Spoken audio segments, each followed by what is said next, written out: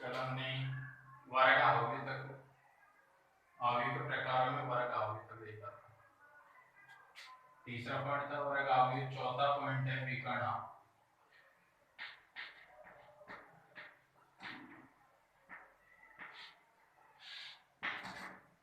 विकर्ण देखो वर्ग अवयव में जिसमें पंक्तियों और स्तंभों की संख्या समान हो तो क्या कहलाता है वर्ग अवयव।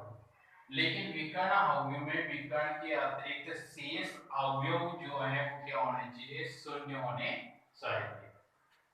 यानी ऐसा वर्ग अवयव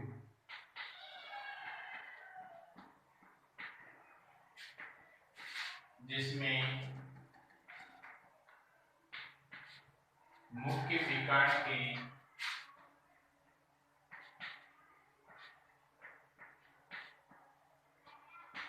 अतिरिक्त शेष सभी अवयव शून्य हो।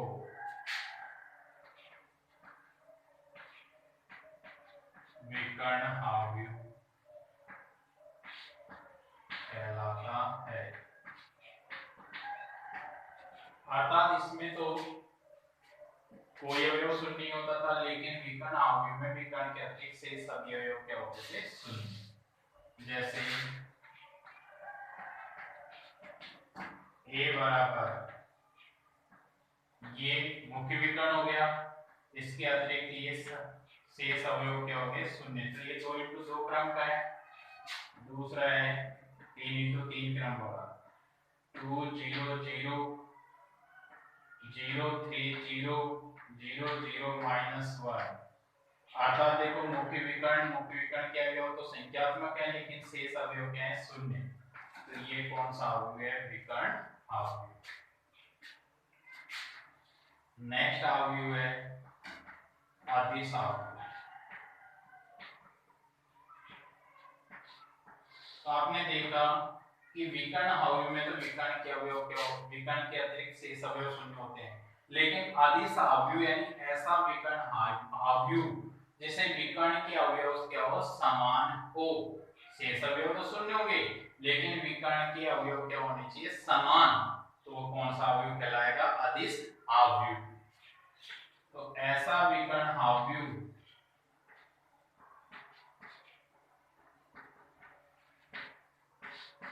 जिसमें मुख्य विकर्ण के अवयव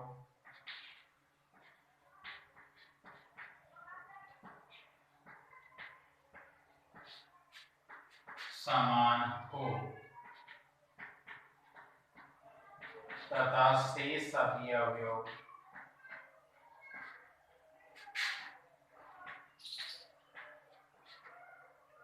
शून्य हो।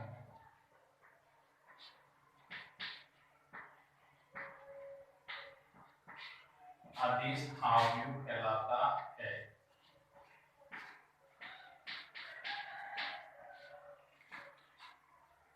जैसे a बराबर 2 0 0 2, अर्थात विकर्ण के अवयव तो क्या है, समान, और शेष सभी अवयव क्या है, शून्य। b बराबर 3 0 0 0 3 0 0 0 3।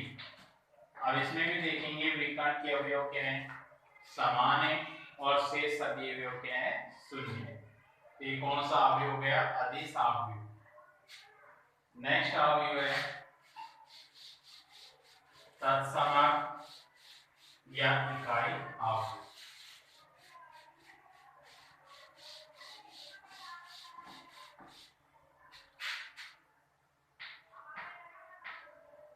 इकाई या तत्समक अवयव। देखो नाम से वहां इकाई का मतलब एक क्या होना चाहिए कि उसके मुख्य विकर्ण के अवयव एक और शेष सभी अवयव क्या हो, शून्य। तो ऐसा वर्ग अवयव या इसको कह सकते हैं विकर्ण हाव्यू। ऐसा विकर्ण हाव्यू जिसमें मुख्य विकर्ण के सभी अवयव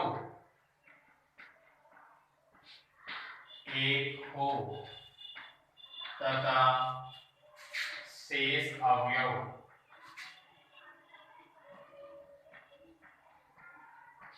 शून्य हो। इकाई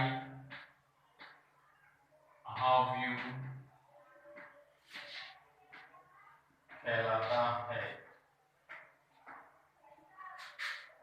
इकाई हाव्यू को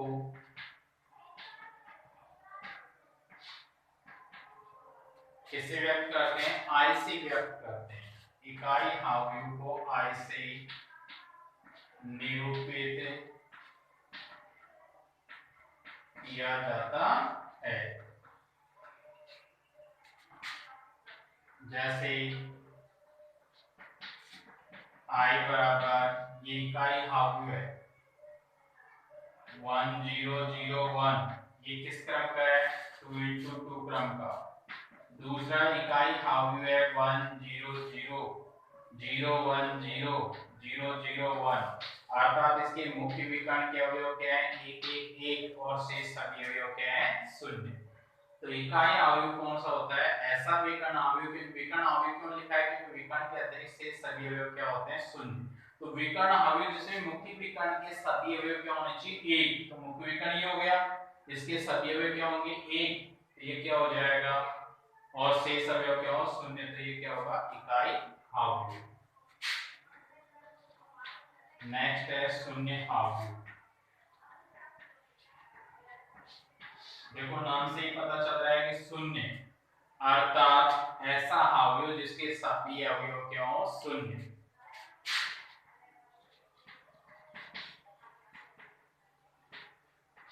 ऐसा हाव्यू जिसके सभी अवयव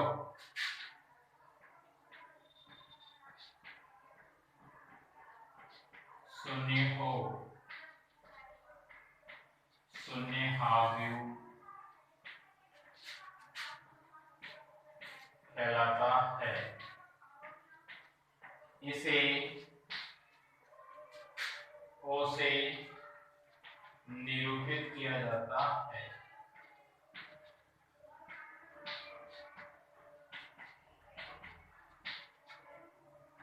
जैसे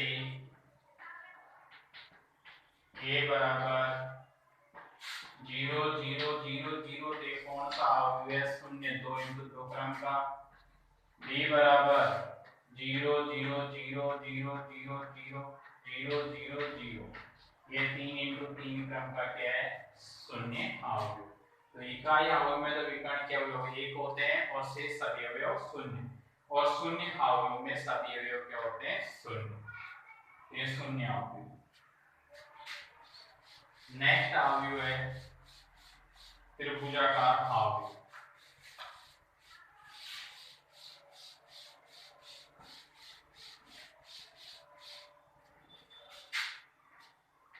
आठवां त्रिभुजाकार हाव्यू। त्रिभुजाकार हाव्यू भी 2 प्रकार के होते हैं। कितने प्रकार के? 2 प्रकार के। पहला है ऊपरी त्रिभुजाकार हाव्यू।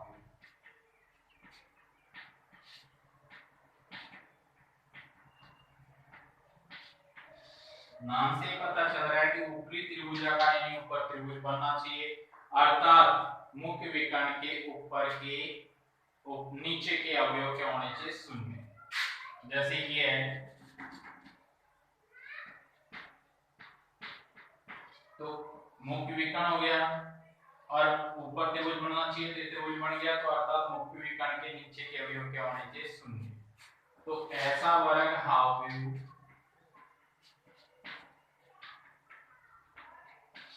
जिसमें मुख्य विकर्ण के नीचे के सभी अवयव शून्य हो। ऊपरी त्रिभुजाकार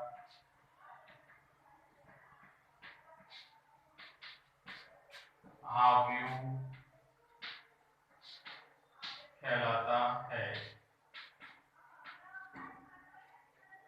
जैसे अभी समझाया था कि 2 3 0 5, तो इसमें त्रिभुज बन गया ऊपर और नीचे के अवयव क्या हो गए शून्य, तो ये हो गया ऊपरी त्रिभुजाकार अवयव। ये कौन से क्रम का है? 2 इंटू 2, क्यों? क्योंकि इसमें 2 पंक्तियां और 2 स्तंभ है। दूसरा अवयव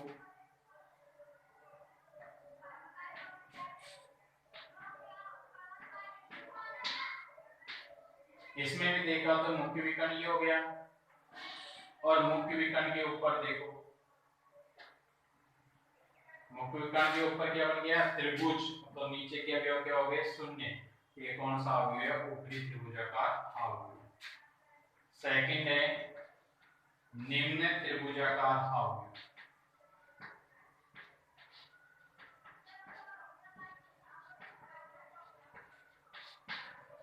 अर्थात इसमें त्रिभुज कहां बनेगा? नीचे, और नीचे बनेगा तो मुख्य विकर्ण के ऊपर के सभी अवयव क्या होंगे? शून्य। तो ऐसा वर्ग अवयव जिसमें मुख्य विकर्ण के ऊपर के सभी अवयव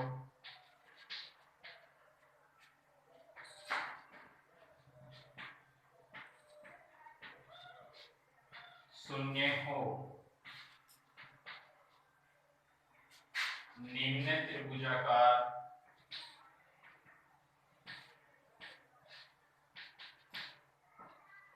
अवयव कहलाता है। जैसे a बराबर 2 0 -1 5, तो देखो अब इसमें मुख्य विकर्ण हो गया। अब मुख्य विकर्ण के नीचे त्रिभुज बन रहा है, तो ऊपर के अवयव क्या हो गए? शून्य। तो ये हो गया निम्न त्रिभुजाकार अवयव। इसी प्रकार दूसरा 0 0 3 5 0 1 2 -3, तो इसमें मुख्य विकर्ण हो गया, और मुख्य विकर्ण के नीचे बन रहा है त्रिभुज, ये हो गया निम्न त्रिभुजाकार अवयव, यानी मुख्य विकर्ण के ऊपर के अवयव क्या हो गए? शून्य। तो ये निम्न त्रिभुजाकार अवयव। तो दो थे उप त्रिभुजाकार अवयव में ऊपरी त्रिभुजाकार अवयव और निम्न त्रिभुजाकार अवयव। ऊपरी में त्रिभुज ऊपर बनता था तो नीचे के अवयव शून्य, और निम्न त्रिभुजाकार अवयव में नीचे त्रिभुज बन रहा है तो ऊपर के अवयव शून्य होते हैं।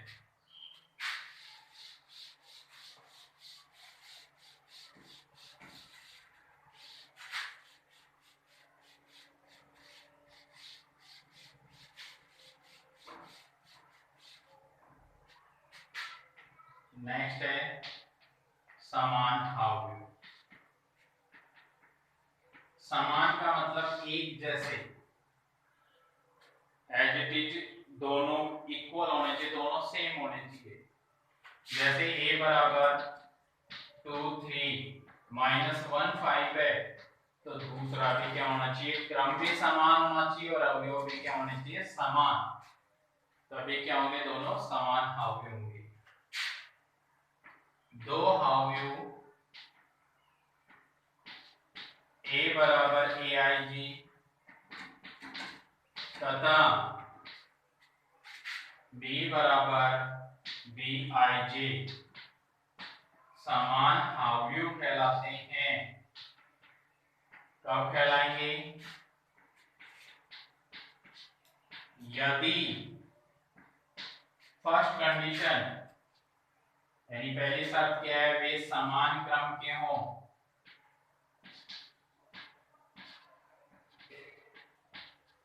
अर्थात ये 2 into 2 क्रम का है तो दूसरा अवयव भी 2 into 2 क्रम का ही होना चाहिए। सेकंड पॉइंट है संगत अवयव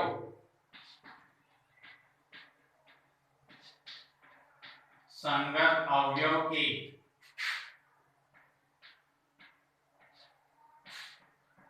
समान हो, अर्थात इसका पहला अवयव 2 है तो दूसरे अवयव में भी पहला अवयव 2 ही होना चाहिए। तो संगत अवयव के क्या होना चाहिए, समान। तो दोनों क्या हो जाएंगे, समान अवयव। जैसे a बराबर 2 3 -1 5 2 3 -1 5, तो ये 2 into 2 क्रम का है तो ये भी 2 into 2 क्रम का। और संगत अवयव के क्या है, समान है, तो ये क्या हो गया, समान अवयव। तो यहाँ लिख देंगे, अतः a बराबर क्या हो जाएगा, b। तो दोनों हो गए समान अवयव। ये अवयव के प्रकार थे। अब अवयव के क्या हुए, गुणधर्म।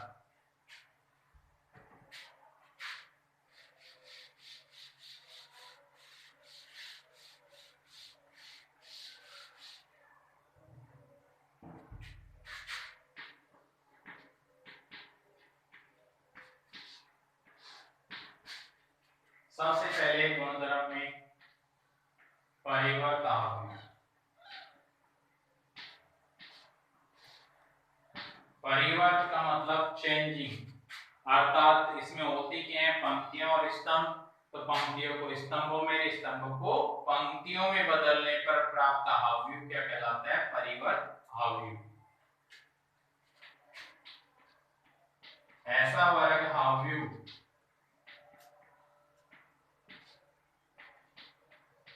जिसमें पंक्तियों को स्तंभों में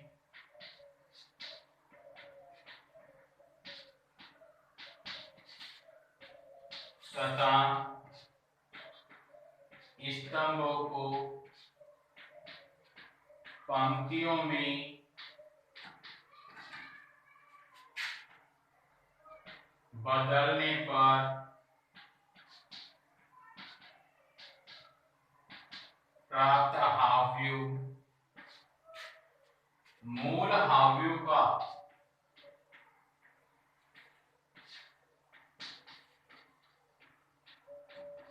परिवर्त अवयव कहलाता है।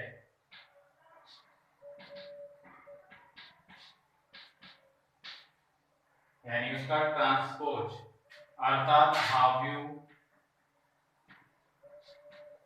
A के परिवर्त अवयव को